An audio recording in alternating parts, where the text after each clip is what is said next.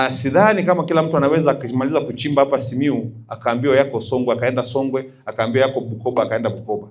Mimi nafikiri azma yetu ni kwamba tukichimba Simiyu basi yakiisha, kwa wale ambao hawawezi kwenda kuchimba mahala pengine, lakini wabaki na ustawi.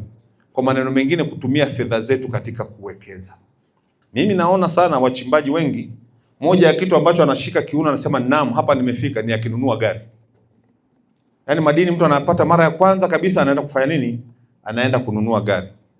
Mengine sitaki kuyasema kwenye kule kupanga kreti juu ya kreti zingine. Mimi nataka kusema ukweli kwa sababu mimi nimekaa kandazi. Mimi nataka niwahakikishieni umaskini ya baadhi ya watu na ambao wameshiriki katika uchimbaji wa madini haukutakiwa uwepo. Lakini kwa sababu hatujui hii taaluma, hatujui fedha zetu tukizipata tuzifanyeje. Kwa sababu wengine, kuna mtu mmoja alikuwa ananiambia kwamba kuna wakati hawa vijana wanapata fedha mpaka mtu anaamua kwenda kusafishia gari lake kwa kutupia bia. Hebu jaribuni kufikiri ndugu zangu. Mtu anachukua, yani nakwambia ni nyie watu wa benki kuu, nyie kwani ni Wasukuma? Nyie sio Wasukuma. Hapa kuna mambo sio kawaida. Kisha tuliweza kukusanya kama sekta ya madini, mapato yaliyoingia serikali kuu yalikuwa ni zaidi ya bilioni 4.3.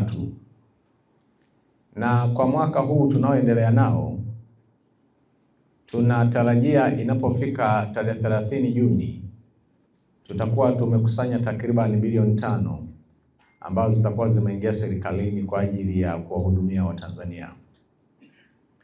Jambo hilo au kazi hiyo na mchango huo, Mheshimiwa Mwenyekiti, unafanywa na wachimbaji wadogo. Hatuna migodi mikubwa katika mkoa wetu wa Simiyu, lakini wachimbaji wadogo tu pekee wanaofanya hii kazi.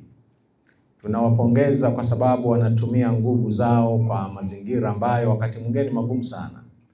Sisi kama Benki Kuu tunaendelea kusisitiza wachimbaji wote pamoja na wafanya biashara kuhakikisha kwamba wanaendelea kutumia mifumo rasmi ya kifedha ambayo ipo. Kwa nini? Kwa sababu kadri ambavyo utaendelea kutumia mifumo hii ya malipo iliyopo, kwanza utahakikisha kwamba taarifa zako za kifedha zinaendelea kuwa sehemu salama. Mara nyingi hata utakapohitaji mikopo kwenye taasisi za kifedha zinazotoa mikopo, wao wanakimbilia sana kuangalia mwenendo wa mzunguko wa fedha ulionao. Sasa mwenendo wa mzunguko wa fedha ulionao utaonekana vizuri zaidi kwenye mifumo ya malipo ambayo umeitumia kwenye kufanya miamala yako. Kwa mfano